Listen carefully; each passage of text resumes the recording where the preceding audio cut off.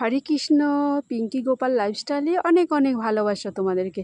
আশা করি তোমরা সবাই ভালো আছো, আমিও ভালো আছি আমার গোপসোনার কৃপাতে। আজ তোমাদের সাথে আমি একটা ছোট্ট ভিডিও নিয়ে চলে এসেছি। প্রথম থেকে শেষ পর্যন্ত ভিডিওটা দেখো, আশা করি তোমাদের নিশ্চয়ই ভালো লাগবে। যারা আমার কাছের দূরের বন্ধু আছো তাদেরকে অনেক অনেক ভালোবাসা, অনেক অনেক ধন্যবাদ।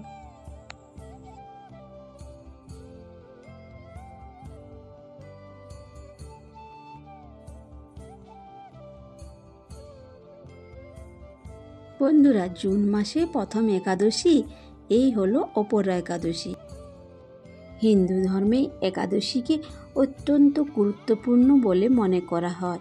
যে ব্যক্তি একাদশী উপবাস করেন তার জীবনে সম্পদ ও সমৃদ্ধি বজায় থাকে এবং তাকে কোনো সংকটের সম্মুখীন হতে হয় না।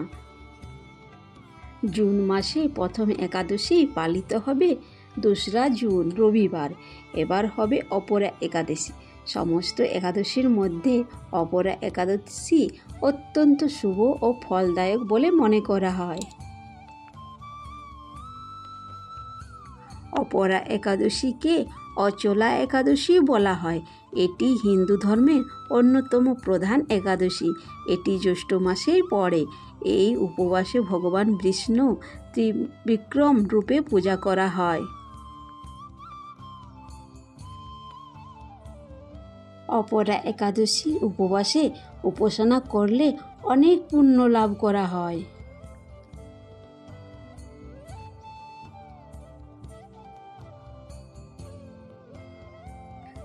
এই অপরা একাদশীর দিনে শুভ প্রভাবে কারণে ব্রহ্মা হত্যা ও পরনিন্দা এবং অশুভ কাজের মতো পাপ থেকে মুক্তি পাওয়া যায়।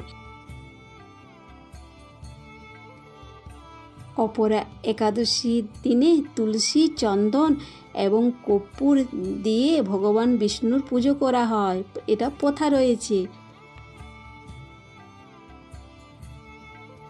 যারা অপরা একাদশীর উপবাস পালন করে তারা তাদের পূর্বপুরুষদের পিণ্ডদান প্রদানের মতোই ফল পায়। এই উপবাস পালন করলে ভগবান বিষ্ণু পাশাপাশি দেবী লক্ষ্মীও প্রসন্ন হন এবং ধন সম্পত্তি সমৃদ্ধ লাভ করেন। পদ্মপুরাণ অনুসারে এই একাদশী উপবাস করলে একজন ব্যক্তি অস্তিত্ব সাগরে নিমজ্জিত হন এবং তাদের মৃত্যু পরবর্তী জীবনে কষ্ট ভোগ করতে হয় না। আজকে এই ছিল অপরা একাদশীর ফলাফল এবং গুণ। অপরা একাদশী সম্পর্কে আমি তোমাদের সাথে শেয়ার করলাম। আশা করি তোমাদের নিশ্চয়ই ভিডিওটা ভালো লেগে হবে। আর ভালো লাগলে অবশ্যই একটা করে লাইক করে দিও, কমেন্ট করে অবশ্যই বলো কেমন হয়েছে। রাধে রাধে। বন্ধুরা, আমি গোপাল সোনাকে সুন্দর করে সাজিয়ে নিলাম। আর গোপাল সোনাকে সাজার পর খুব মিষ্টি সুন্দর লাগছে, দেখো।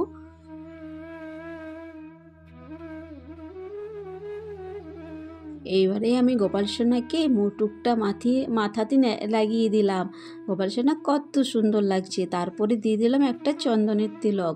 চন্দনের তিলক গোপাল সোনাকে সুন্দর লাগে পরালে। চন্দনের তিলক অবশ্যই দিও তোমরা। আতর লাগিয়ে দিচ্ছি গোপাল সোনাকে। কত সুন্দর, কত মিষ্টি লাগছে আমার গোপাল সোনা। হরে কৃষ্ণ, রাধে রাধে। তোমরা গোপাল সোনাকে যখন স্নান করাবে গোপাল সোনার সাথে অত্যন্ত তোমরা সবাই মিলে গল্প করো। গোপাল সোনা খুব খুশি হয় গল্প করলে। আর আমার গোপাল সোনা তো ভারী দুষ্টু, সব সময় দুষ্টুমি করে, আমার সাথে গল্প করতে থাকে আমার গোপাল সোনার।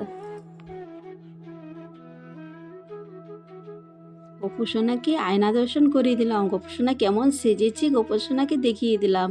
আর ভারী সুন্দর লাগছে গোপাল সোনা। তোমরা অবশ্যই গোপাল সোনাকে স্নান করিয়ে আয়না দর্শন করায়ও। আর আয়না দর্শন করতে গোপাল সোনা না দেখলে নিজের মুখটা কী করে বলবে যে কত সুন্দর সে সেজেছে। আমরা তো স্নান করে আয়না দর্শন করি না, আমরা সেজে গুজে কেমন আয়না দর্শন করি, সেরকম গোপাল সোনা সেজে গুজে আয়না দর্শন করে। তারপরে দেখো আমি গোপাল সোনাকে চন্দনের তুলসী দিলাম পায়ে, দেখো। তারপরে ফুল দিয়ে সাজিয়েছিলাম। যেহেতু একাদশী ছিল তো অতটা ফুল ছিল না আমার কাছে, অল্প সামান্য পরিমাণে ফুল ছিল। সেই ফুল দিয়ে আমি গোপাল সোনাকে সুন্দর করে সাজিয়ে দিচ্ছি।